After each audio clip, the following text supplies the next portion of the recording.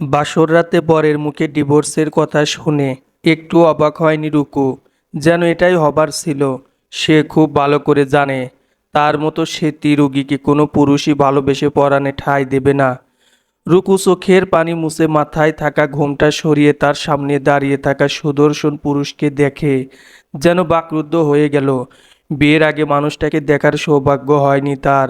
শুধু জানতো মির্জা পরিবার থেকে তাদের একমাত্র ছেলে রাদিয়াত মির্জার সাথে তার বিয়ের কথাবার্তা চলছে। সবাই ভালোবেসে তাকে রাত বলে ডাকে, যে কিনা পেশায় একজন টিচার। এমন বড় পরিবার থেকে রুকুর জন্য বিয়ের প্রস্তাব এসেছে শুনে রুকু যেন নিজের কানকে বিশ্বাস করতে পারে না। সে দেখতে কালো বা খাটো এমনটা না, বরং তার দুধে আলতা গায়ের রং, ডাগর ডাগর মায়াবী চোখ, হাঁটু পর্যন্ত ঢেউ খেলা চুল, উচ্চতায় 5 ফুট 4 ইঞ্চির হালকা পাতলা গড়নের মিষ্টি একটা মেয়ে। কিন্তু সেতী রোগটার কারণে যেন তার সব সৌন্দর্য চাপা পড়ে গিয়েছে। রুকু মধ্যবিত্ত পরিবারের মেয়ে। তার বাবা রাজন শেখ একজন প্রাইমারি টিচার, পরিবারের একমাত্র উপার্জনক্ষম ব্যক্তি। এর মধ্যে আবার তার একমাত্র ছেলে রিমন মানসিক ভারসাম্যহীন। তার বেতনের অর্ধেক টাকা প্রায় রিমনের চিকিৎসার পিছনে চলে যায়। তার সাধ্যে কুলায়নি রুকুর সেতী রোগের জন্য ভালো কোনো চিকিৎসা দেওয়ার। অবশ্য দুই একটা হাতুড়ে ডক্টর দেখিয়েছে, তারা ওষুধ মলম দিয়েছে, যেগুলোতে রুকুর কোনো পরিবর্তন হয়নি। এক পর্যায়ে রুকু হাল ছেড়ে দিয়ে তার সেতী রোগের জন্য আর কোনো চিকিৎসা নেয়নি। তার এই রোগের জন্য সমাজের লোকেদের নানান কথা শুনতে হয়, সবাই তাকে এড়িয়ে চলে। তবুও রুকু থেমে থাকেনি। আশেপাশের মানুষের মন্দ কথা উপেক্ষা করে গ্র্যাজুয়েশন শেষ করে। যত দিন যায় রুকুর বাবা মায়ের রুকুকে নিয়ে টেনশন তত বাড়ে। রুকুর বয়সী মেয়েদের বিয়ে হয়ে বাচ্চা কাচ্চা হয়ে গেছে, অথচ রুকুর জন্য ভালো কোনো ছেলের থেকে প্রস্তাব আসে না। যারা আসে তারা রুকু সেতী রুগী দেখে তাদের বাড়ি থেকে পানিটুকু মুখে না দিয়ে চলে যায়। কতবার যে রুকু পাত্রপক্ষের থেকে রিজেক্ট হয়েছে সে হিসেব নেই।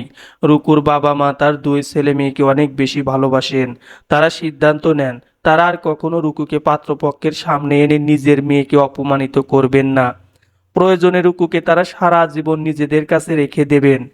তাদের এই সিদ্ধান্ত নেওয়ার ঠিক দুদিন পরে রাদিয়াতের মা তমা মির্জা, বোন তুলি মির্জা রুকুদের বাড়ি এসে রুকুর বিয়ের প্রস্তাব দেন।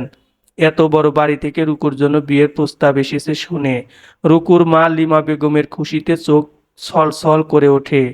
তিনি তাদের আদর আপ্যায়নের কোনো ত্রুটি রাখেন না। রুকুকেও সুন্দর করে শাড়ি পরিয়ে তাদের সামনে নিয়ে আসা হয়। তমা মির্জা রুকুকে দেখে যেন স্তব্ধ হয়ে যায়। পরক্ষণেই তিনি ভাবেন তার ছেলে পছন্দ করেছে বলে কথা। যে ছেলে এতগুলো বছর বিয়ে করতে রাজি হয়নি, সেই ছেলে স্বেচ্ছায় এই মেয়েকে বিয়ে করতে চেয়েছে ভেবে তিনি আর দ্বিমত করেননি। রুকুকে আংটি বালা পরিয়ে বিয়ের দিন পাকা করে আসেন। রাতে তমা মির্জা রাদের রুমে গিয়ে দেখেন রাত ল্যাপটপে কাজ করছে। তিনি এগিয়ে গিয়ে রাদের মাথায় হাত বুলিয়ে দিয়ে বললেন, এখনো সময় আছে রাত, তুমি ভেবে দেখতে পারো। বিয়ে কোনো ছেলে খেলা নয়, এটা সারা জীবনের ব্যাপার। এমন ভাবে বলছো কেন আম্মু? মেয়ে দেখে তোমাদের কি পছন্দ হয়নি? সংসার তুমি করবে রাত, তোমার পছন্দই আমার পছন্দ। তবুও আমার মনে হচ্ছে মেয়েটার সাথে তোমার ফেস টু ফেস কথা বলা উচিত, একে অপরকে জানা উচিত। না না আম্মু, তার কোনো প্রয়োজন নেই। তার সাথে যত কথা সব বাসর ঘরে হবে, ঠিক আছে? তোমার যখন কোনো আপত্তি নেই তাহলে আমার আর বলার কিছু নেই, বলে তমা মির্জা নিজের রুমে চলে আসেন। দেখতে দেখতে বিয়ের দিন ঘনিয়ে আসে। সব কিছু ঠিকঠাক মতো চলছিল, কিন্তু বিপত্তি ঘটে যখন রাত রুকুর ছবি দেখে। তুলি মজা করে রুকুর সাথে সেলফি তোলে, সেটা রাদের হোয়াটসঅ্যাপে পাঠিয়ে দেয়। ছবিটা দেখা মাত্র রাত এর বুঝতে বাকি রইল না যে সে যে মেয়েকে পছন্দ করেছিল এই মেয়ে সেই মেয়ে নয়। মুহূর্তের মধ্যে বিয়ে বাড়িতে এক প্রকার হুলস্থুল কাণ্ড বেঁধে যায়। রাত বিয়ের আসর ছেড়ে চলে আসে। রুকুর টেনশনে রাজন শেখ হার্ট অ্যাটাক করেন। এসব দেখে তমা মির্জা স্থির থাকতে পারেন না। তিনি রাতকে অনেক বুঝিয়ে শুনিয়ে রুকুর সাথে বিয়ে সম্পূর্ণ করেন। রুকু জানতো আর 5টা মেয়ের মতো স্বাভাবিকভাবে স্বামীর সংসার করতে পারবে না সে। তাই তো বাসর ঘরে ডিভোর্সের কথা শুনে একটুও ঘাবড়ে যায়নি সে। রুকুকে এতগুলো কথা বলার পরেও রুকু বিছানা থেকে না নেমে ঠায় সেখানেই বসে থাকে। যা দেখে বিরক্তি নিয়ে রাত রুকুর সামনে গিয়ে বলল, এই মেয়ে, কি জানি নাম তোমার, রুকাইয়া নাকি জানি একটা। যাই হোক, তোমার সাহস হয় কি করে আমার বিছানায় বসে থাকার? নামো এক্ষুনি আমার বিছানা থেকে, তোমাকে আমার আশেপাশেও যেন না দেখি। তোমার এই রোগ সবার মাঝে ছড়িয়ে দেওয়ার খুব ইচ্ছে তোমার, তাই না? আপনি নাকি পেশায় একজন টিচার। টিচার কি আদৌ পড়াশোনা করে হয়েছেন? না মানে আপনি একজন শিক্ষিত মানুষ হয়েও অশিক্ষিত লোকের মতো কথা বলছেন। আপনিও এসব কুসংস্কার বিশ্বাস করেন। আপনি বোধহয় জানেন না সেতি রোগ কোনো ছোঁয়াচে বা প্রাণঘাতী রোগ নয়। তোমার থেকে কোনো জ্ঞান নিতে চাইছি না আমি। বেশি কথা না বলে চুপচাপ আমার রুম থেকে বেরিয়ে যাও। আপনার মতো নিচু মানসিকতার লোকের সাথে থাকার কোনো ইচ্ছাও আমার নেই। যে লোক সামান্য একটা মেয়েকে সম্মান দিতে জানে না, সে নাকি আবার ছাত্রছাত্রীদের শিক্ষা দেয়। ছাত্রছাত্রীরা আপনার থেকে ঠিক কী শিখবে মিস্টার রাদিয়াত মির্জা? তুমি কিন্তু বড্ড বেশি কথা বলো মেয়ে। আমার থেকে তুমি দূরত্ব বজায় রাখবে ব্যাস। আমার কোনো জিনিসপত্রে ভুলেও যেন তোমার টাচ না লাগে। রুকু এ কথা শোনা মাত্রই রাতের সামনে এসে রাত কিছু বুঝে ওঠার আগে রাতকে জড়িয়ে ধরলো। তুমি কিন্তু বড্ড বেশি কথা বলো মেয়ে। আমার থেকে তুমি দূরত্ব বজায় রাখবে ব্যাস। আমার কোনো জিনিসপত্রে ভুলেও যেন তোমার টাচ না লাগে। রুকু এ কথা শোনা মাত্রই রাতের সামনে এসে রাত কিছু বুঝে ওঠার আগেই রাতকে জড়িয়ে ধরল। রুকুরেহেন কার্যে রাত যেন হতভম্ব হয়ে গেল। সে ভাবতেও পারেনি একটা মেয়ে প্রথম সাক্ষাতেই তাকে জড়িয়ে ধরবে। না, মেয়েটার সাথে আগে কখনো তার কথা হয়েছে, না তারা একে অপরের মুখোমুখি হয়েছে। তবুও মেয়েটা বিনা বাক্যে তাকে জড়িয়ে ধরল। How strange! রাত বিরক্ত হয়ে রুকুকে এক ঝটকায় তার নিজের থেকে ছাড়িয়ে নিয়ে বলল, হাউ ডিয়ার ইউ! তোমার সাহস হয় কি করে রাদিয়াত মির্জাকে জড়িয়ে ধরার? এখন তো শুধুমাত্র জড়িয়ে ধরলাম, এরপর যদি আর কখনো আমাকে টাচ করবে না, আমার জিনিসপত্রে হাত দেবে না, এটা বলেন, তাহলে আপনার গালে ঠাস ঠাস করে চুমু দিয়ে দেব। আপনি তো আবার অশিক্ষিত লোকেদের মতো কুসংস্কারে বিশ্বাস করেন। আপনার হিসাব মতে আমি আপনাকে চুমু দেওয়ার ফলে আমার এই সেতি রোগ যখন আপনার হয়ে যাবে, তখন বুঝতে পারবেন কত গমে কত আটা হয়। তুমি আমাকে থ্রেট দিচ্ছ এই রাদিয়াত মির্জাকে? তোমার সাহস দেখে আমি অবাক না হয়ে পারছি না। তুমি কি নিজেকে আমার স্ত্রী ভাবতে শুরু করেছো? বলেও এটা করবে না। শুধুমাত্র তোমার বাবার উপর দয়া করে তোমাকে আমি বিয়ে করেছি, নতুবা তোমার মতো মেয়ে আমার পায়ের তলায় থাকারও যোগ্য না। বাহ্যিক সৌন্দর্য দেখে কাউকে বিচার করা উচিত নয়। মানুষকে মানুষ ভাবতে শিখুন। আমি সত্যি আপনার মতো একজন শিক্ষিত বিচক্ষণ মানুষের থেকে এটা আশা করিনি। জানেন, আমার এই স্মৃতিরোগের জন্য কেউ আমার সাথে মিশতো না, আমার সাথে খেলতো না। সবাই আমাকে এড়িয়ে চলতো। এমনকি স্কুলে গেলে আমার পাশেও কেউ বসতো না। আমি একাই একটা বেঞ্চে বসতাম। স্কুল কলেজে থাকাকালীন আমার কোনো বেস্ট ফ্রেন্ডও ছিল না। আমি সব সময় চাইতাম আমার জীবনে এমন কেউ আসুক, সে যেন আমার এই আস্ত আমিটাকে ভালোবাসে, আমার বাহ্যিক সৌন্দর্য নয়। তমা আন্টির থেকে যখন আপনার কথা শুনেছিলাম, এক মুহূর্তের জন্য মনে হয়েছিল আপনি হয়তো সেই ব্যক্তি যাকে আমি আমার মোনাজাতে চেয়েছি। আপনি হয়তো সেই ব্যক্তি যার বুকে মাথা রেখে আমি শেষ নিঃশ্বাস ত্যাগ করতে পারবো। আমার সুখ দুঃখগুলো অকপটে আপনার নিকট তুলে ধরতে পারবো। বড্ড বোকা ছিলাম আমি। আমি ভেবেছিলাম আপনি হয়তো আমার শখটা জেনে আমাকে বিয়ে করতে রাজি হয়েছেন, কিন্তু না, আমি ভুল ছিলাম। পুরুষ মানুষ আসলে সৌন্দর্যের পূজারী। আপনি ডিভোর্স চেয়েছেন, এতে আমার কোনো আপত্তি নেই। যত দ্রুত পারেন ডিভোর্স পেপার রেডি করেন। আমি চোখ বন্ধ করে ডিভোর্স পেপারে সাইন করে দেব। শুধু শুধু একটা মিথ্যার সম্পর্কে জড়িয়ে থাকার কোনো মানে হয় না। বোঝার জন্য ধন্যবাদ। অনেক রাত হয়েছে, এখন ভালোই ভালোই আমার রুম থেকে বিদেয় হও। ঘুমোবো আমি। আমি কোথায় ঘুমোবো? এটা আমাকে কেন জিজ্ঞেস করছো মেয়ে? আম্মুকে গিয়ে জিজ্ঞেস করো। বিয়েটা আপনার সাথে হয়েছে, আপনার আম্মুর সাথে না। তাছাড়া সমস্যা যেহেতু আপনার, সেহেতু সমাধানও আপনাকেই করতে হবে। রাত দাঁতে দাঁত চেপে বলল, বাসায় অনেক মেহমান রয়েছে, কোনো রুম খালি নেই। আজকের মতো ফ্লোরে বিছানা করে শুয়ে থাকো। সকালে আম্মুকে বলে তোমাকে রুমের ব্যবস্থা করে দেব। আমি ফ্লোরে শুতে পারবো না, আপনি বরং আজকের মতো ফ্লোরে থাকুন। বলে রুকু বিছানায় গিয়ে শুয়ে পড়ল। রাত নিজের রাগ কন্ট্রোল করতে না পেরে দরজায় লাথি মেরে দিয়ে রাগে গজ গজ করতে করতে সোফায় গিয়ে শুয়ে পড়ল। ফজরের আজানের মিষ্টি ধ্বনি কর্ণপাত হয় রুকুর। মসজিদ থেকে মিষ্টি কণ্ঠ ভেসে আসছে, আসসালাতু খয়রুম মিনান নাওম, অর্থ ঘুম থেকে নামাজ উত্তম। আজান শুনে রুকু বিছানা ছেড়ে ওয়াশরুমে যাওয়ার সময় রাতকে নামাজ পড়তে যাওয়ার জন্য মসজিদে যেতে বলে, কিন্তু রাতের কোনো সাড়া শব্দ পায় না।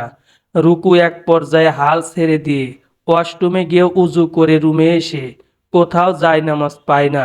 রুকু বাধ্য হয়ে ওয়াশরুম থেকে এক মগ পানি এনে রাদের মুখের উপর ঢেলে দিল। মুখের উপর পানি পড়ার সাথে সাথে রাত ধরফর করে উঠে বসে পড়ল।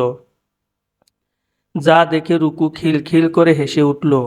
রুকুর হাসি দেখে কিছু সময়ের জন্য স্তব্ধ হয়ে গেল রাত। সে যেন অন্য এক রুকুকে দেখছে।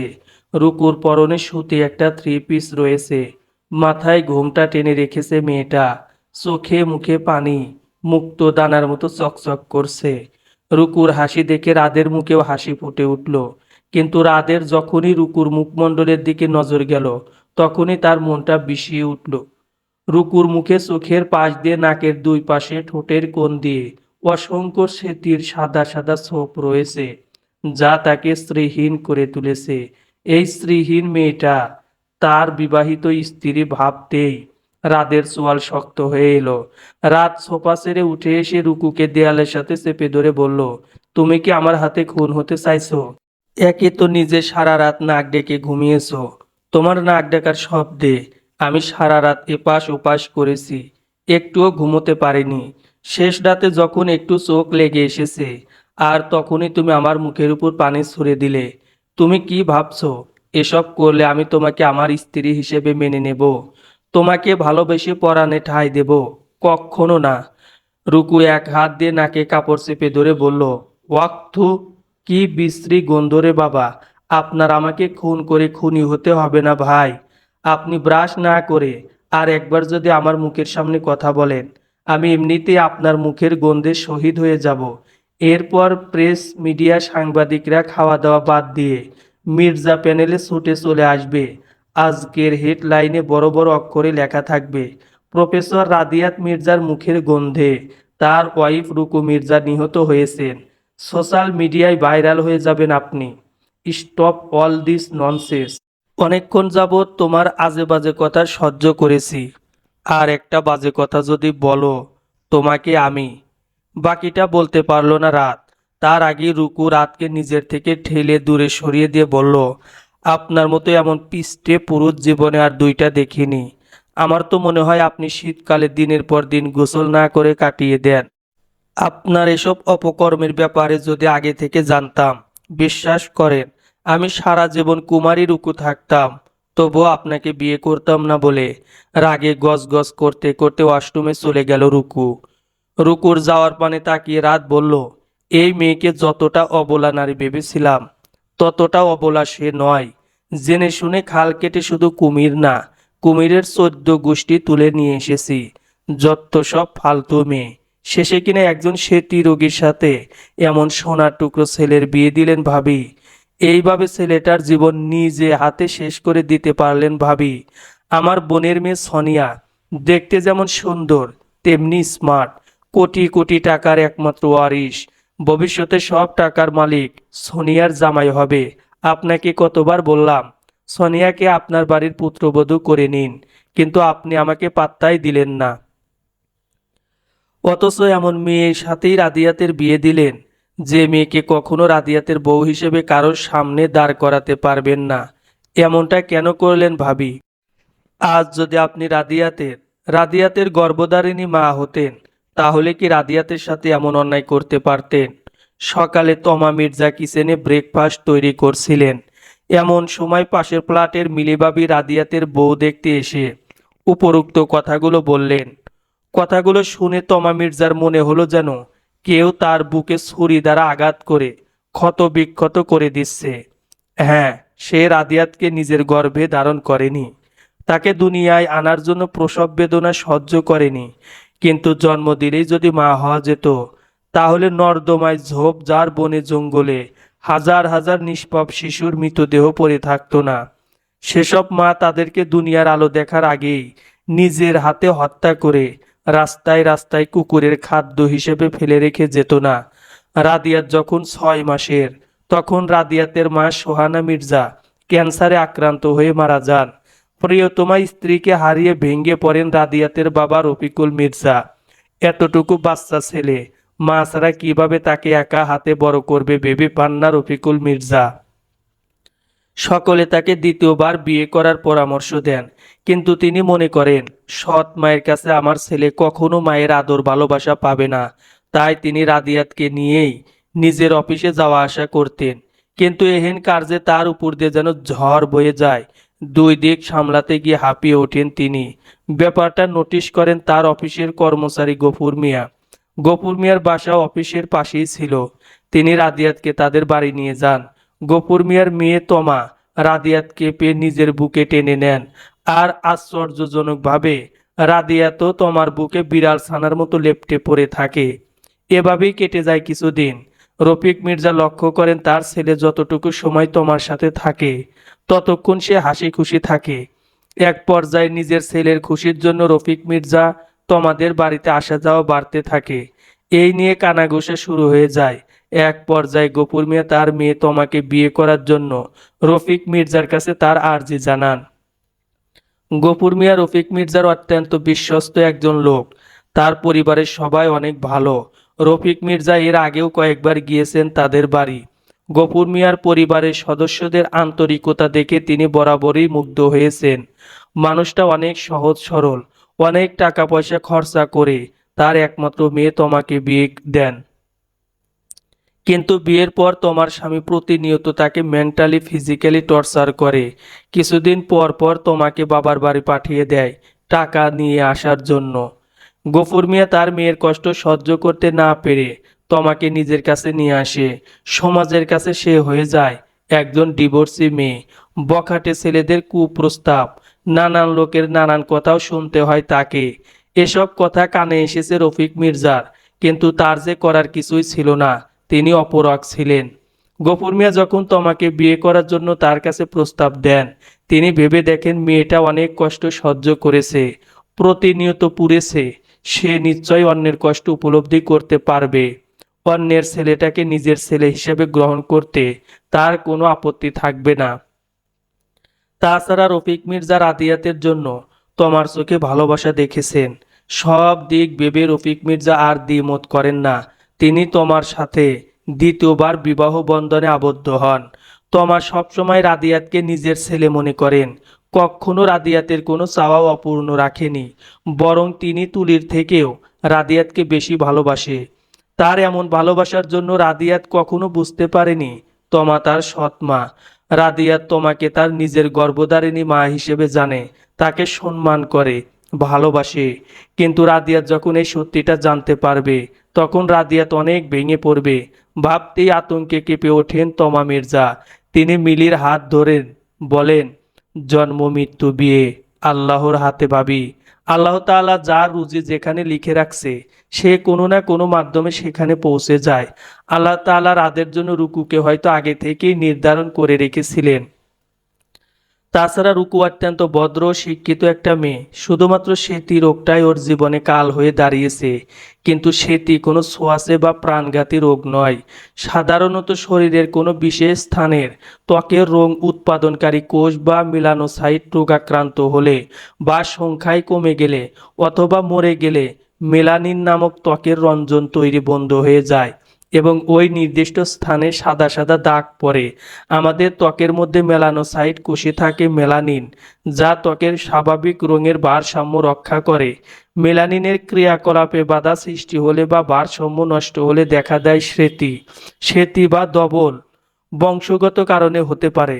প্রতি 100 জন শ্বেতি রোগীর মধ্যে 30 জনের ক্ষেত্রে শ্বেতি হয় বংশগত ধারায়, মাতৃ বা পিতৃকুলের কারণ না। কারো থেকে জিনের প্রভাবে বাকি 70% ক্ষেত্রে সেটি সাদা দাগ ছড়াতে থাকে নিজস্ব কারণে, যার মূলে রয়েছে মেলানিনের কারসাজি। বর্তমানে সারা বিশ্বে প্রায় 10 কোটি মানুষ সেতিতে আক্রান্ত। প্রয়াত শিল্পী মাইকেল জ্যাকসনও এই রোগে আক্রান্ত ছিলেন। তাই প্রতি বছর 26শে জুন তার প্রয়াণ দিবসে বিশ্বজুড়ে পালিত হয় ওয়ার্ল্ড ভিটিলিগো ডে বা বিশ্ব স্মৃতি দিবস হিসেবে। Source Google. আমরা আসলে সেতী রোগ নিয়ে নিজেদের মধ্যে অনেক কুসংস্কার পোষণ করে থাকি, কিন্তু কুসংস্কার এড়িয়ে যথাযথ চিকিৎসা নিলে এ রোগ ভালো হয়ে যায়। আমি রুকুকে ভালো ডক্টর দেখাবো। রুকু একদিন ঠিকই আপনার আমার মতো স্বাভাবিক হয়ে যাবে। তবে আপনার কাছে আমার একটাই অনুরোধ, আপনি রাতের ব্যাপারে যা জানেন কখনো রাতকে ওর সত্যিটা বলবেন না। প্লিজ ভাবি, আমার ছেলেটা অনেক কষ্ট পাবে। ঠিক আছে ভাবি, যদিও সোনিয়ার জন্য আমার খারাপ লাগছিল। সোনিয়া রাতকে অনেক ভালোবাসতো, কিন্তু আমি তো একটা মা। আপনার কষ্টটা আমি বুঝতে পারছি ভাবি। আপনি নিশ্চিত থাকতে পারেন, রাতকে আমি কিছুই বলবো না। হঠাৎ তোমার মনে হলো কেউ হয়তো তাদের কথা শুনছিল, সে একটা ছায়াকে সরে যেতে দেখলো। তোমার ধারণাকে সত্যি করে দিয়ে অবয়বটা একটু দূরে এসে পৈশাচিক হেসে বলল, এটাই তাহলে আসল ঘটনা, এবার জমবে মজা। রুকু ফজরের নামাজ শেষ করে কিছুক্ষণ কোরআন তেলাওয়াত করে নিজের কাপড়গুলো গুছিয়ে রাখছে। এমন সময় তার ফোনের স্ক্রিনে রিমন নামটা ভেসে ওঠে। রিমন নামটা দেখে কলিজা মোচড় দিয়ে ওঠে রুকুর। রিমন 12 বছর বয়সী হলেও অন্য ছেলেদের তুলনায় সে স্বাভাবিকভাবে বেড়ে ওঠেনি। তার বোধ শক্তিও কম। রুকু ছাড়া কিছু বোঝে না সে। তার গোসল, খাওয়া দাওয়া সবটা করতে হতো রুকুকে। তাকে ছাড়া ছেলেটার পাগলামি নিশ্চয়ই আরো বেড়ে গিয়েছে। ভাবতেই রুকুর চোখ থেকে পানি গড়িয়ে পড়ল। রুকু চোখের পানি মুছে রিমনের কল কেটে দিয়ে হোয়াটসঅ্যাপে ভিডিও কল দিল। আর তখনই কোথা থেকে রাত এসে রুকুর হাত থেকে ছো মেরে ফোন কেড়ে নিল। অসভ্যতার কি দেখলে? আমার হাত থেকে ফোন কেড়ে নিলেন কেন? নিয়েছি, বেশ করেছি। তোমার সাহস হয় কি করে আমার ফোনে হাত দেওয়ার? বাই দা ওয়ে, তুমি আমার ফোনের পাসওয়ার্ড জানলে কিভাবে? মামার গায়ের রঙের মতো অন্য কারো গায়ের রং হলেই সেটা আপনার মামা হয়ে যাবে না মিস্টার। ভালো করে দেখুন, এটা আপনার ফোন নয়, আমার ফোন। কাকতালীয়ভাবে আমাদের দুজনের ফোন একই রকম দেখতে। আপনার হাতেরটা আমার ফোন, আর আপনার ফোন ইতিমের মতো সোফায় পড়ে রয়েছে। রাত দেখলো সত্যিই তার ফোন সোফায় পড়ে রয়েছে। সে আর কিছু না বলে মাথা নিচু করে রুম থেকে বেরিয়ে গেল। রাত রুম থেকে বেরিয়ে যাওয়ার পর রুকু আবারও হোয়াটসঅ্যাপে ভিডিও কল দিল। এই ফোনটা রুকুর নিজের টাকায় কেনা। রুকু ছোটখাটো একজন লেখিকা, যেটা তার পরিবারের কেউ জানে না। নিজের একাকিত্বের সঙ্গী হিসেবে লেখালেখিকে বেছে নেয় সে। প্রথমে ফেসবুকে লেখালেখি শুরু করলেও এখন আর তার লেখা ফেসবুকে সীমাবদ্ধ নয়। বর্তমানে সে একজন স্ক্রিপ্ট রাইটার। তার লেখা গল্প দ্বারা নাটক, শর্ট ফিল্ম তৈরি হয়, যার দরুন লেখালেখি থেকে মাস শেষে বেশ ভালো টাকা আসে রুকুর। রুকু প্রথমে ভাবে নিজের চিকিৎসার কাজে টাকাগুলো ব্যবহার করবে। পরক্ষণেই তার মনে হয় সে তো নিজে হাতে খেতে পারছে, নিজে পায়ে চলতে পারছে, কিন্তু তার ভাই তো সেসব কাজে অক্ষম। রুকু সব দিক বিবেচনা করে প্রতি মাসে টাকাগুলো খরচা না করে জমিয়ে রাখছে ভাইকে বড় কোনো ডক্টর দেখাবে বলে। রুকু রিমনের সাথে কথা বলা শেষ করে কিচেনে এসে দেখে তমা মির্জা রান্না করছেন।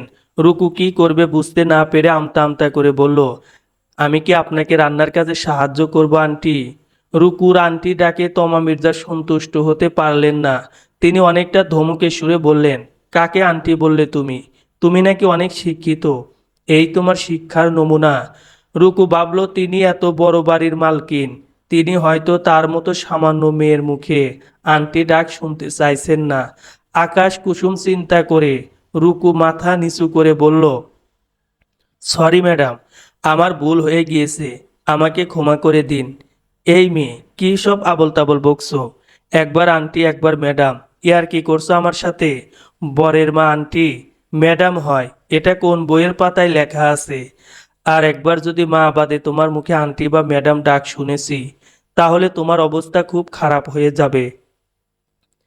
এই আমি বলে দিলাম, কথাটা শোনা মাত্রই খুশিতে চোখ ছলছল করে উঠল রুকুর। সে ভাবতে পারেনি তমা মির্জা এত তাড়াতাড়ি তাকে নিজের পুত্রবধূ হিসেবে মেনে নেবে। রুকু খুশিতে তমা মির্জাকে জড়িয়ে ধরে বলল, আপনি অনেক বড় মনের মানুষ মা। আমি কখনো ভাবিনি আপনি আমার মতো একটা মেয়েকে আপনার পুত্রবধূ হিসেবে গ্রহণ করবেন, যেখানে আমি এই বাড়ির বউ হবার যোগ্যতাই রাখি না। থাক হয়েছে, আমায় নিয়ে না ভেবে রাতকে নিয়ে ভাবো। ভুল করে হোক আর যেভাবেই হোক তোমাদের বিয়ে হয়ে গিয়েছে। বিয়ে কোনো ছেলে খেলা নয়, এটা রাতকে তোমার বোঝাতে হবে। তোমাকেই রাতের মনে নিজের জন্য ভালোবাসার সঞ্চার করতে হবে মা। তমা মির্জার কথা শুনে রুকু মনে মনে বলল, যে মানুষটা বিয়ের রাতেই বলে দিয়েছে সে আমার মতো সেতী রুগীকে নিয়ে সংসার করতে পারবে না, সেই মানুষটার মনে কি আদৌ আমার জন্য ভালোবাসার সৃষ্টি হবে? আদৌ কি ভালোবেসে তার পরাণে ঠাঁই দেবে আমাকে? দেখতে দেখতে রুকু রাদের জীবন থেকে হারিয়ে যায় 2টা দিন। রাদের ছুটি প্রায় শেষ হয়ে আসছে। এর মধ্যে আবার রুকুর বাবা বারবার ফোন দিচ্ছেন তাদের বাড়িতে যাওয়ার জন্য, কিন্তু রাত রুকুদের বাড়ি যেতে নারাজ। রাত যাবে না শুনে রুকুর মন খারাপ হয়ে যায়। সে নিজেও যাবে না বলে রাজন শেখকে জানিয়ে দেয়। তমা মির্জা রুকুর মনের অবস্থা বুঝতে পারে।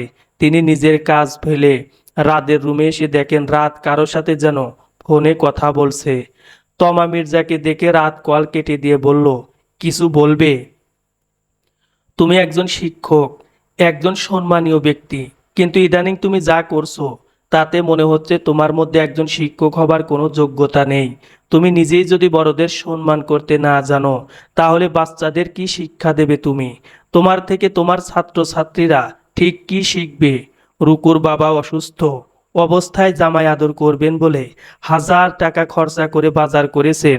তিনি বারবার বলে দিয়েছেন আমি যেন তোমাকে আর রুকুকে সকাল সকাল ওই বাড়িতে পাঠিয়ে দিই। তোমরা যাবে বলে আমি তাকে কথা দিয়েছি।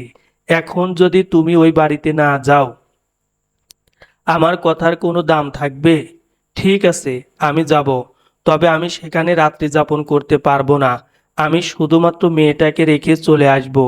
এটা ভালো দেখায় না বাবা। রুকু এমনিতেই মানুষের কটূক্তির শিকার হয়। এরপর যদি তুমি আবার রুকুকে একা রেখে চলে আসো তাহলে তারা আরো কথা শোনাবে রুকুকে। ঠিক আছে, আমি তাকে সাথে করেই ফিরব। তমা মির্জা রাদের কপালে চুমু দিয়ে বলল, এই তো সোনা ছেলে আমার। আমি জানতাম আমার রাত কখনো আমার কথার অবাধ্য হবে না। রাত প্রতি উত্তরে কিছু না বলে তাওয়াল নিয়ে ওয়াশরুমে চলে গেল।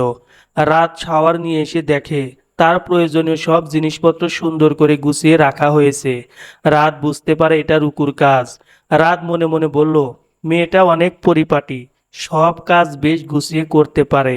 পরক্ষণে রুকুর চেহারা তার সামনে বেশি উঠতেই রাত সমস্ত জিনিস এলোমেলো করে নিচে ছুঁড়ে ফেলে দিল।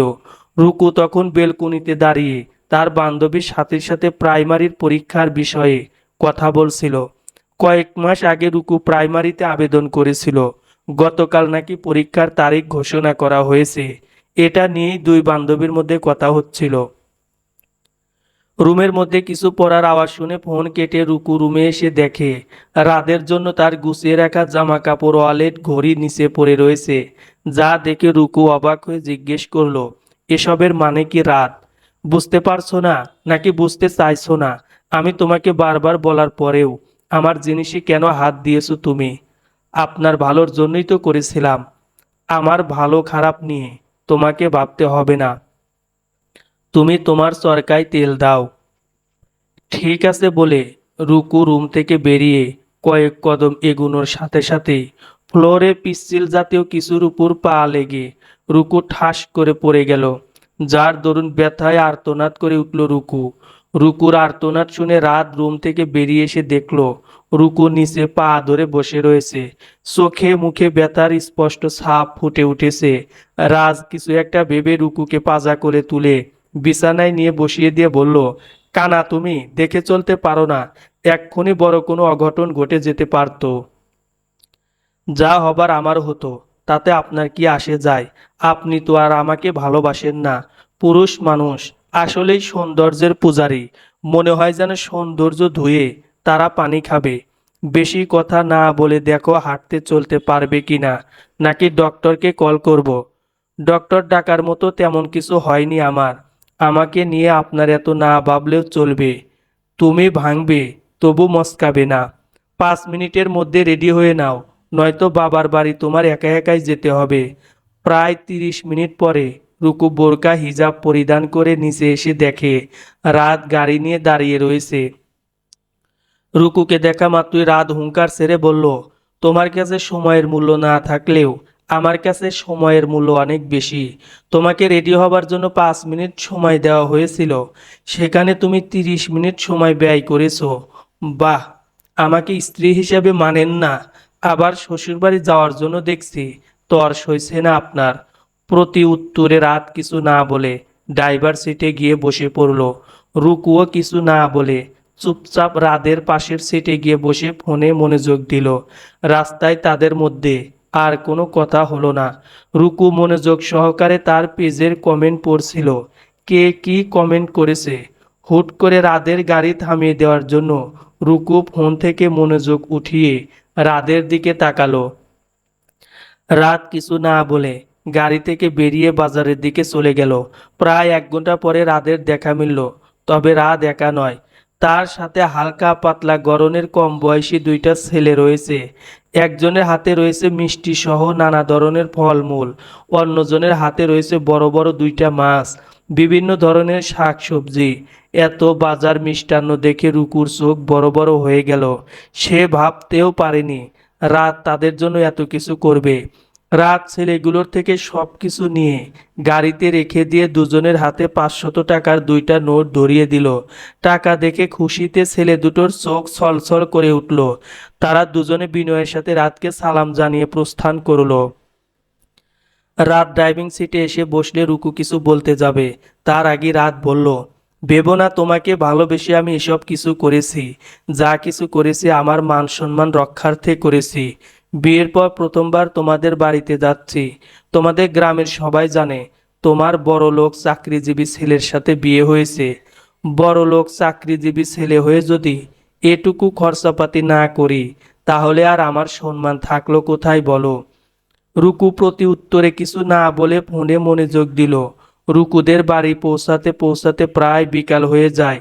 রুকু গাড়ি থেকে নেমে দেখে তার মা ভাই তাদের অপেক্ষায় দাঁড়িয়ে রয়েছে।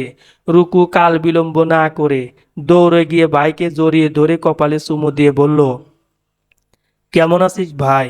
রিমন মুখ বার করে বলল, তুমি তো আমাকে ভুলেই গেছো। এখন তোমার মনে আমার জন্য একটুও ভালোবাসা নেই। এখন তোমার সব ভালোবাসা ওই লম্বু বেড়ার জন্য। এই লম্বু বেড়া ভালো না, আমারে ফোনের মধ্যে বকা দিতে শুনেছি। কথাটা শুনে লিমা বেগম ধমকে সুরে বললেন, এটা কোন ধরনের বেয়াদবি রিমন? তোকে কতবার বলেছি বড়দের সাথে সম্মান দিয়ে কথা বলবি। মানুষটা দুলাভাই হয় তোর। লিমা বেগম রিমনকে বকাবকি করছে দেখে রাত এগিয়ে এসে বলল, আহ আন্টি, অসুস্থ বাচ্চা একটা ছেলেকে এইভাবে বকছেন কেন? ছোট মানুষ বুঝতে পারেনি। তুমি আর ওকে মাথায় তুলো না বাবা, ওকে বেশি লাই দিলে তোমার মাথায় চড়ে নাচতে শুরু করে দেবে। লিমা বেগমের কথা শুনে রাত কিছু বলতে যাবে, তার আগেই রাজন শেখ এসে বলল, বুড়ি হয়ে গেলে তবুও তোমার কাণ্ডজ্ঞান হলো না। মেয়ে জামাই কত দূর থেকে এসেছে, তুমি তাদেরকে ভিতরে না নিয়ে গিয়ে এখনো রাস্তায় দাঁড়িয়ে রয়েছো। সরি সরি, ভুল হয়ে গেছে আমার। চলো বাবা, ভিতরে চলো। রাত গাড়ি থেকে সবকিছু বের করে রাজন শেখ আর লিমার হাতে দিল। রাজন শেখ কিছুটা অবাক হয়ে বলল, এসবের দরকার কি ছিল বাবা? তোমরা এসেছো তাতেই আমরা অনেক খুশি হয়েছি। আচ্ছা বাবা, ভিতরে চলো। যদিও তোমাদের মতো এত বড় বাড়ি না আমাদের, গরিবের ঘরে একটু মানিয়ে নিও বাবা। রাত রাজন শেখ লিমা বেগমের ব্যবহার দেখে মুগ্ধ হলো। সে মুচকি হেসে ভিতরে প্রবেশ করলো। রুকু রাতকে নিজের রুমে নিয়ে আসলো। রাত রুকুর রুমে একবার চোখ বুলিয়ে নিল। রুমটা খুব বেশি বড় নয়, তবে অনেক সুন্দর সুন্দর করে রুমটা গুছিয়ে রাখা হয়েছে। ততক্ষণে রুকু বোরকা হিজাব খুলে ওয়াশরুম থেকে ফ্রেশ হয়ে এসে বলল, আপনি ফ্রেশ হয়ে আসুন। রাত বাধ্য ছেলের মতো ফ্রেশ হতে ওয়াশরুমে চলে গেল। রুকুর রুমে কোনো সোফা নেই। রাত ডিনার শেষ করে রুমে এসে চিন্তায় পড়ে গেল। বুঝতে পারছে না কে কোথায় থাকবে। রাতের ভাবনার মাঝে রুকু রুমে প্রবেশ করে বলল, নিশ্চয়ই এটা ভাবছেন যে আপনি কোথায় থাকবেন। নো টেনশন, ডু ফুর্তি। আপনি আমাদের বাড়ির মেহমান। আমাদের বাড়িতে মেহমানদের কোনো অযত্ন অবহেলা হয় না। আপনি বিছানায় শুয়ে পড়ুন। তুমি কোথায় থাকবে আমাকে নিয়ে আপনার ভাবতে হবে না। আমি নিচে বিছানা করে থাকবো। তুমি বরং বিছানায় থাকো। ফ্লোরে থাকলে ঠান্ডা লেগে যাবে তোমার। আপনার লাগবে না বুঝি? আমি পুরুষ মানুষ, মেয়েদের মতো ননির পুতুল না। নিজের বাড়িতে নিজের সোফায় থাকতে হচ্ছে, আর এটা তো অন্যের বাড়ি। এখানে যে আমার ফ্লোরে থাকার জায়গা মিলছে, এটাই অনেক। আপনার যদি সমস্যা না হয় আমরা দুজনেই বিছানায় থাকি, ঠিক আছে? তবে একদম আমার সুযোগ নেওয়ার চেষ্টা করবে না। রুকু দুজনের মাঝখানে একটা কোলবালিশ দিয়ে বলল। রুকু গরিব হতে পারে কিন্তু ছোট লোক না বলে রুকু রাদের থেকে বিপরীতমুখী হয়ে শুয়ে পড়ল। যা দেখে রাতও অন্যদিকে মুখ দিয়ে শুয়ে পড়ল। কিছু সময় অতিবাহিত হওয়ার এক পর্যায়ে দুজনেই ঘুমের রাজ্যে পাড়ি জমালো। বুকের উপর ভারী কিছু অনুভব করতেই ঘুম ভেঙে গেল রাদের। রাত চোখ খুলে তাকিয়ে দেখে রুকু তার বুকের উপর বিড়াল ছানার মতো লেপ্টে পড়ে রয়েছে। অথচ মেয়েটা রাতে কত বড় বড় মুখ করে বলেছিল সে গরিব হতে পারে কিন্তু ছোট লোক না। দেখতে দেখতে কেটে গেল 5 মাস। রুকু রাদের সম্পর্কের অনেক উন্নতি হয়েছে। রাদের আর এখন রুকুর মুখের দিকে তাকালে বিরক্তি লাগে না, বরং সারাদিনের ক্লান্তি শেষে বাসায় ফিরে রুকুকে দেখলে প্রশান্তিতে তার মনটা ভরে ওঠে। হয়তো এটাই বিয়ে নামক পবিত্র সম্পর্কের জোর। এই পবিত্র সম্পর্কে জড়িয়ে গেলে না চাইতেও একজন অন্যজনের প্রতি টান অনুভব করে, ঠিক এখন যেমনটা রাত করে। রাত এখন রুকুকে অনুভব করতে পারে, তার আশেপাশে থাকতে চায়, কিন্তু রুকু যেন তাকে পাত্তাই দেয় না। সে সেই বাসরাতের কথা ধরেই পড়ে আছে। প্রতিদিন একবেলা নিয়ম করে ডিভোর্সের কথা মনে করিয়ে দেয়। রাত নিজের কেবিনে বসে ভাবছে অনেক হয়েছে, আর নয়, আজ এর একটা বিহিত করেই ছাড়বে। রুকুর ভাবনায় রাত ক্লাসেও মনোযোগ দিতে পারে না। সে কোনো মতো ক্লাস শেষ করে বাড়ি ফিরে আসে, কিন্তু রাত রুমে এসে রুকুকে পায় না। রাত নিচে আসতে যাবে তখনই তুলির রুম থেকে হাসাহাসির আওয়াজ পায়। রাত না চাইতেও ভিতরে উকি দিয়ে রুকুকে প্রাণ খুলে হাসতে দেখে সে যেন থমকে গেল, আবার অবাকও হলো। তুলির সাথে তাকে এভাবে হাসাহাসি করতে দেখে। তুলি মেয়েটা প্রথম প্রথম রুকুকে পছন্দ করত না, এমনকি তার হাতের পানিটুকু পর্যন্ত খেত না। এরপর আবার তুলি তাদের বিয়ের পরের দিন যখন কিচেনের পাশে দাঁড়িয়ে তমা আর পাশের ফ্ল্যাটের মিলের কথা শুনে জানতে পারে রাত তার নিজের আপন ভাই না, তখন থেকে যেন রুকুর প্রতি তার ঘৃণা আরো বেড়ে যায়।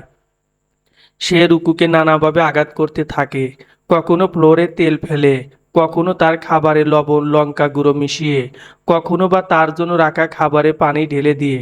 যদিও রুকু বুঝতে পেরেছিল এসব তুলির কাজ, তবুও রুকু কিছু বলেনি। নিজের বোন মনে করে তাকে ক্ষমা করে দিয়েছে। এভাবেই তুলির অত্যাচার চলতে থাকে কিছুদিন। তুলি সবার আড়ালে রিলেশন করত। হুট করে একদিন তুলির বয়ফ্রেন্ড রাকিব তাকে নিজের বাবা মায়ের সাথে তার পরিচয় করিয়ে দেবার নাম করে একটা ক্লাবে নিয়ে এসে তুলিকে কুপ্রস্তাব দেয়। এক পর্যায়ে তুলি রাকিবের প্রস্তাবে রাজি না হওয়ায় সে তার উপর জবরদস্তি শুরু করে। আর তখনই রুকু পুলিশকে নিয়ে এসে হাজির হয়। রুকুকে দেখে যেন তুলি প্রাণ ফিরে পায়। সে রুকুকে জড়িয়ে ধরে কান্না করতে করতে বলল, তুমি না থাকলে আজ হয়তো আমি শেষ হয়ে যেতাম। আমি তোমাকে এত অপমান করেছি, তোমাকে আঘাত করেছি, আর তুমি আমাকে বাঁচাতে এগিয়ে আসলে। রুকু তুলির পিঠে হাত বুলিয়ে দিয়ে বলল, তুমি আমাকে পছন্দ নাই করতে পারো, কিন্তু আমি তোমাকে আমার নিজের বোন মনে করি। বোন হয়ে বোনের বিপদে এগিয়ে আসবো না, কিন্তু আমি তো তোমাকে কখনো রাকিবের ব্যাপারে কিছু বলিনি। তুমি কিভাবে জানলে? গত রাতে যখন তুমি রাকিবের সাথে কথা বলছিলে, আমি তখন তোমার রুমের পাশ দিয়ে যাচ্ছিলাম, আর তখনই তোমাদের বেড়াতে যাওয়ার ব্যাপারে জানতে পারি। এরপর যখন তুমি ফোন রেখে ওয়াশরুমে চলে যাও, আমি তোমার ফোন চেক করি। রাকিবের মতো একটা ছেলে তোমার বয়ফ্রেন্ড ভাবতেই আমার শরীরে কাঁটা দিয়ে ওঠে। রাকিব ছেলেটা একদমই ভালো নয়, মেয়েদের সাথে খারাপ আচরণ করার জন্য কয়েকবার জেলেও গিয়েছে। তোমরা কোথায় মিট করবে, কখন বের হবে সেই ব্যাপারে জেনে আমি রুমে ফিরে আসি। সেদিন সারা রাত তোমার টেনশনে আমি ঘুমাতে পারি না। পরের দিন যখন তুমি বের হও তোমাকে আমি ফলো করতে শুরু করি। আর যখনই দেখলাম তোমাকে রেস্টুরেন্ট থেকে অন্য কোথাও নিয়ে যাচ্ছে, তখনই আমার পুলিশ ফ্রেন্ড রাজকে কল করি। ব্যাস, হাতে নাতে ধরা পড়ে রাকিব। আজ যা হয়ে গেল এই ব্যাপারে তুমি বাড়ির কাউকে কিছু বলো না আপু। আমি লজ্জায় তাদের সামনে মুখ দেখাতে পারবো না। আরে পাগলি, এটা আবার বলে দিতে হয় নাকি? তুমি নিশ্চিন্তে থাকো, আমি কাউকে এ ব্যাপারে কিছু বলবো না। আমি তোমার কাছে সারা জীবন কৃতজ্ঞ থাকব। সেদিনের পর থেকে তুলির বেস্ট ফ্রেন্ড হয়ে যায় রুকু। রাতে ডিনার শেষ করে রুকু তুলির রুমে গিয়ে শুয়ে পড়ে। রাত রুকুকে রুমে না পেয়ে তুলির রুমে গিয়ে দেখে বিছানায় রুকু শুয়ে রয়েছে, কিন্তু তুলি রুমে নেই। এই সুযোগে রাত রুকুকে পাজা কোলে তুলে নিজের রুমে নিয়ে আসে। রুকু নামার জন্য ছটফট করলে রাত রুকুর কপালে চুমু দিয়ে দেয়। রাদের এহেন কার্যে রুকু যেন জমে বরফ হয়ে যায়। তার মধ্যে একরাশ লজ্জা এসে ভর করে, যা দেখে রাত রুকুর হাত দুটো নিজের মুঠোয় নিয়ে চুমু খেয়ে বলল, আসলে ভালোবাসা কখনো ধর্ম, বর্ণ, গায়ের রং দেখে হয় না। এই কথাটা উপলব্ধি করতে বড্ড বেশি দেরি করে ফেলেছি আমি। বিশ্বাস করো, যেদিন থেকে তোমাকে আমার মনের চোখ দিয়ে দেখতে শুরু করেছি সেদিন থেকে আমার দেখা সবচেয়ে সুন্দরী নারী তুমি। তোমার এই সেতী দাগ তোমার সৌন্দর্যকে আরো বাড়িয়ে দিয়েছে। রুকু কিছু বলতে যাবে, তার আগে রাত রুকুর ঠোঁটে আঙ্গুল ঠেকিয়ে বলল, হুশ, আজ কোনো কথা হবে না, শুধু ভালোবাসাবাসি হবে। চলো না রুকু, পুরনো সব ভুলে আমরা নতুন করে সব কিছু শুরু করি। চলো না, আমরা একে অন্যের রঙ্গ নিজেদের গায়ে মাখিয়ে নিই। দুজন দুজনের আপন হয়ে যায়। যতটা আপন হলে কেউ কারো থেকে দূরে যেতে পারবে না। রুকু প্রতি উত্তরে কিছু না বলে লাজুক হেসে রাদের বুকে মুখ লুকালো। এতেই যেন রাত নিজের প্রশ্নের উত্তর পেয়ে গেল। সে রুকুকে নিয়ে এক অজানা সুখের সাগরে পাড়ি জমালো। সময় বহমান, সময় তার আপন গতিতে বয়ে চলে। যেন চোখের পলকেই দিন থেকে সপ্তাহ, সপ্তাহ থেকে মাস, মাস থেকে বছর পেরিয়ে যায়। ঠিক তেমনি দেখতে দেখতে রুকু রাদের জীবন থেকে হারিয়ে গেল 5টা বছর। রুকু এখন নিজেও একজন ভার্সিটির টিচার, সাথে একজন কন্যা সন্তানের জননী। আজ তাদের পঞ্চম বিবাহ বার্ষিকী। তাদের বিবাহ বার্ষিকী উপলক্ষে পুরো বাড়ি বিয়ের সাজে সজ্জিত হয়ে উঠেছে, যেটা প্রতি বছরই হয়ে থাকে। তুলি, রাজ আর তাদের 3 বছরের ছেলে তানজিলও এসেছে তাদের বিবাহ বার্ষিকীতে। সেদিনের দুর্ঘটনার পর রাজ রাদের কাছে তুলিকে বিয়ের প্রস্তাব দেয়। রাজের প্রস্তাবে কেউ দ্বিমত করে না। মহা ধুমধাম করে তুলি রাজের বিয়ে হয়। এখন তারা তাদের একমাত্র ছেলেকে নিয়ে সুখে শান্তিতে দিন পার করছে। রাতে অনুষ্ঠান শুরু হবে। ইতিমধ্যে মেহমান আসতে শুরু করেছে। রুকু রেডি হয়ে আয়নায় নিজেকে দেখছে। এমন সময় রাত এসে তাকে পিছন থেকে জড়িয়ে কানের লতিতে চুমু দিয়ে রুকুর হাতে একটা ডায়মন্ডের রিং পরিয়ে হাতে চুমু দিয়ে বলল, দেখতে দেখতে কিভাবে যে বিবাহিত জীবনের 5টা বছর কেটে গেল টেরও পেলাম না। আজকের এই খুশির দিনে তোমাকে দেওয়ার মতো কোনো উপহার খুঁজে পাচ্ছিলাম না, তাই আমার পক্ষ থেকে তোমার জন্য ছোট্ট একটা গিফট। পছন্দ হয়েছে তোমার? রুকু রাতকে জড়িয়ে ধরে বলল, আপনি আমার জীবনের সবচেয়ে বড় পাওয়া। বিশ্বাস করুন, আমার ধন দৌলত মণিমুক্তা কিছুই চাই না। আপনি শুধু সারা জীবন ভালোবেসে আপনার পরাণে আমার ঠাঁই দিবেন, এতেই আমি অনেক খুশি। রাত তৎক্ষণাৎ রুকুর সামনে হাঁটু গেড়ে বসে তার দিকে এক গুচ্ছ গোলাপ এগিয়ে দিয়ে বলল, আমি তোমারই প্রেম ও ভিখারি, ভালোবেসে ঠাঁই দিও পরাণে। সমাপ্ত।